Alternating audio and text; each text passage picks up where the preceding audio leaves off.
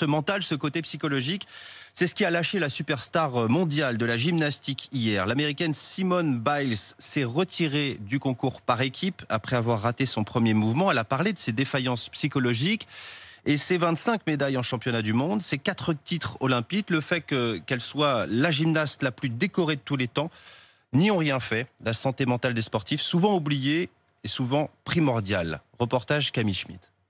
C'est une athlète soulagée qui répond malgré tout en conférence de presse. Simone Biles n'a pas peur de mettre des mots sur ce qui l'a poussée à se retirer de la compétition. Le mental n'était pas là, alors je me suis dit qu'il valait mieux laisser les filles poursuivre et me concentrer sur moi-même. Je ne voulais pas faire risquer à l'équipe de perdre une médaille à cause de mes erreurs.